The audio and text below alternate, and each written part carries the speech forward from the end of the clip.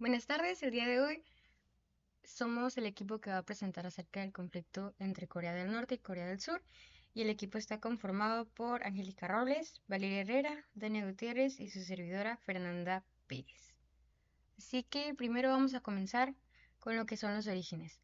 Principalmente, este conflicto surgió a través del dominio japonés, ya que desde 1910 Corea fue una colonia del Imperio de Japón que en este tiempo sucedía que los coreanos sufrieron represión cultural y explotación económica. Esto llevó a que tuvieran un vacío en el poder. Al terminar la Segunda Guerra Mundial en 1945, después de la derrota de Japón, las potencias vencedoras debían decidir qué hacer con la península. Entonces ahí llegamos a lo que es el acuerdo entre superpotencias. Estados Unidos y la Unión Soviética acordaron dividir la península en dos zonas de ocupación para desarmar a los japoneses. Aquí es donde se traza lo que es el paralelo 38. El norte es ocupado por la URSS, que es la influencia comunista. El sur es ocupado por Estados Unidos, que es la influencia capitalista. De ahí fue lo que nació como una división administrativa temporal que se convirtió en una frontera ideológica permanente debido al inicio de la Guerra Fría.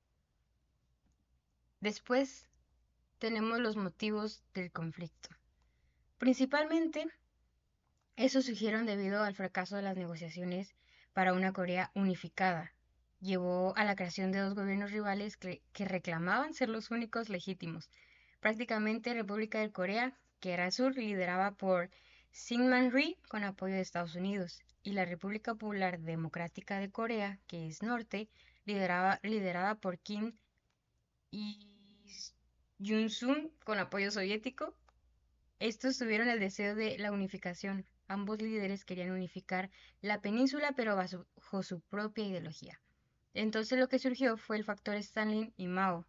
Kim Il-sung convenció a Stalin, que es la URSS, y obtuvo el respaldo de Mao Zedong, que es de China, para iniciar una invasión bajo la premisa de que sería una victoria rápida y que Estados Unidos pues no intervendría. En cuanto a los actores sociales, la población civil vive el conflicto de forma muy distinta.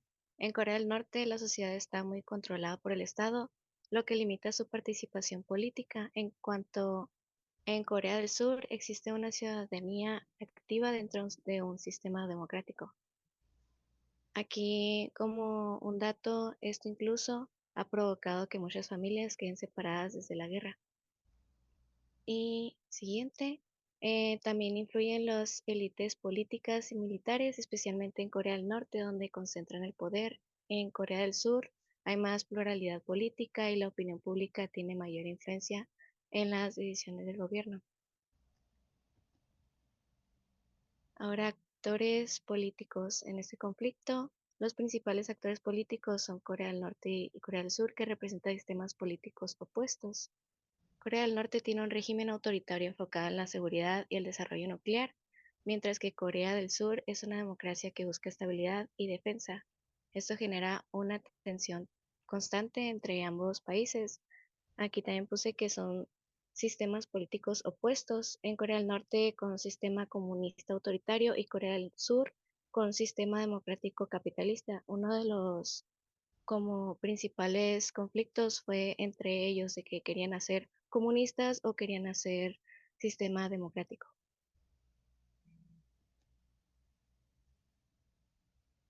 Entre los objetos en disputa, pues encontramos cuatro principales.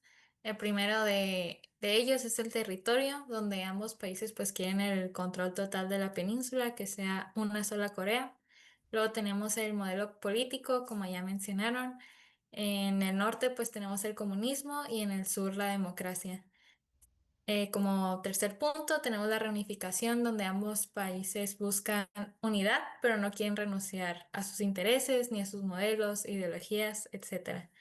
Y por último, la seguridad militar, donde pues entran en juego las armas nucleares. Primeramente, Corea del Sur tuvo armas nucleares ya que llegó Estados Unidos a pues apoyarlos.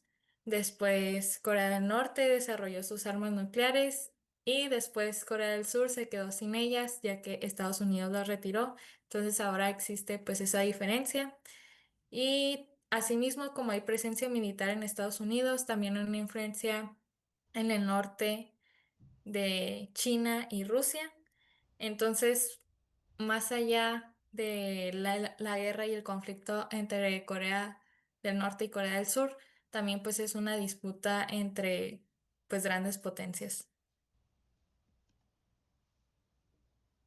Ahora, desde la perspectiva de Chantal Mouffe, este conflicto muestra que en la política siempre existen enfrentamientos entre distintos intereses. En este caso, la relación entre Corea del Norte y Corea del Sur es más bien antagónica, ya que se ven como enemigos en lugar de adversarios que dialogan dentro de reglas compartidas. Por eso el conflicto sigue vigente y es difícil de resolver completamente. Y esto explica por qué a pesar del tiempo sigue siendo un conflicto activo hoy en día. Ahora les vamos a presentar más que nada los eventos clave que ocasionaron que estos dos países fueran principalmente rivales. Comienza después de la Segunda Guerra Mundial en 1945 con la rendición de Japón. La península de Corea fue dividida en dos zonas, en Corea del Norte y después en Corea del Sur. Corea del Sur es apoyada por Estados Unidos, mientras que en el norte tiene una gran influencia de la Unión Soviética. Y esta división es marcada por el paralelo 38, que es de alrededor de 2 kilómetros. Después, en 1950, Corea del Norte invade Corea del Sur con su principal como líder, que es Kim, de Corea del Norte, y el líder de Corea del Sur es Shinga. Kim quería que fuera toda una república, que solo fuera una Corea, entonces decide atacar de improviso con la llamada Operación Relámpago, que es un nombre no oficial. Fue un ataque sorpresa y fue en un domingo. E hizo que el líder de Corea del Sur se tuviera que mover. Después, en el mismo año, en 1950, ya con la llegada de Estados Unidos, pues Corea del Sur tenía el apoyo de Estados Unidos.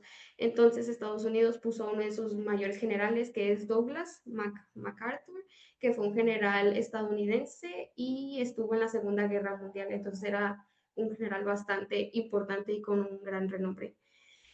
Y esta operación, él hizo la operación llamada Operación Chromite, que tenía muy bajas posibilidades de éxito debido a cosas climáticas, las corrientes eran muy fuertes y no tenían tanto poder, bueno, no tenían tanto como militar, por así decirlo, pero a pesar de todo pronóstico, fue un éxito, haciendo que Corea del Sur recuperara Seúl y haciendo que las fuerzas norcoreanas perdieran fuerza. Después, en 1951, Corea del Norte decide atacar, ya que China le mandó soldados e hizo que volvieran a estar como equivalentes, que se volvieran a dividir los territorios, por así decirlo, a la mitad. Y también la Unión Soviética manda ayuda a los norcoreanos. Entonces los surcoreanos deciden la retirada. Y al final, ¿qué pasó? Pues la verdad, el 10 de julio de 1951 iniciaron las negociaciones para ver si podía haber un tratado de paz, pero tardaron aproximadamente 2 años. Y en esos 2 años las personas seguían, bueno, los países seguían en conflicto, por lo que siguieron habiendo pérdidas humanas. Hasta el 27 de julio de 1953 se firma el armisticio, que establece un alto a fuego. Esto quiere decir que no se negoció como un tratado de paz, sino que es como un no más peleas, pero no están en paz.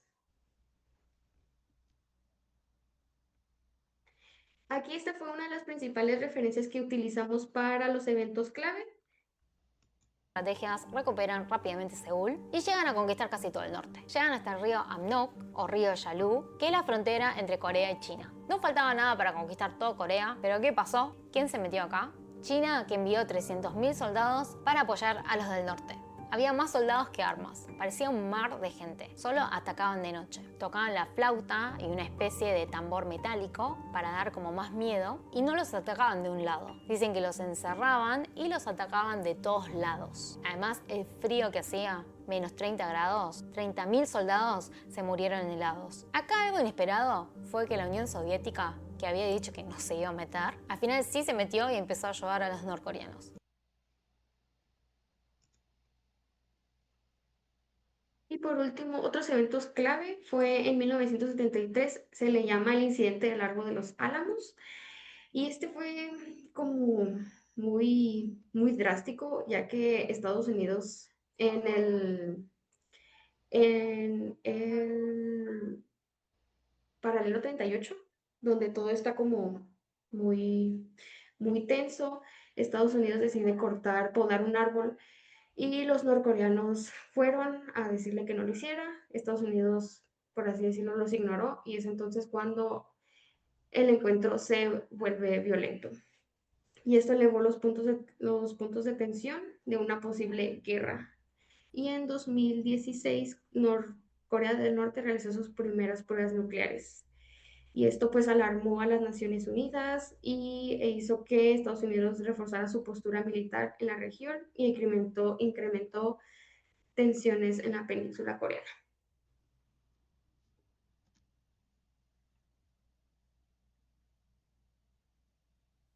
Pues recapitulando lo que analizamos de este conflicto, pues pudimos observar la idea que presenta Chantal sobre la agonística, la cual pues es o dice que el conflicto en la política pues es algo inevitable, porque como pudimos observar siempre pues va a haber distintas formas de ver el mundo, distintos intereses que pues no van a coincidir por completo.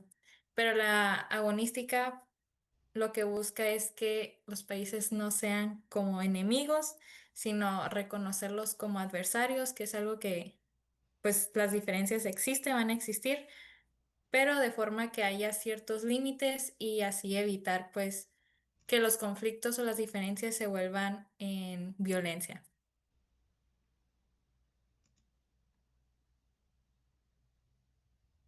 Esto es todo por nuestra parte. Aquí están nuestras referencias. Muchas gracias.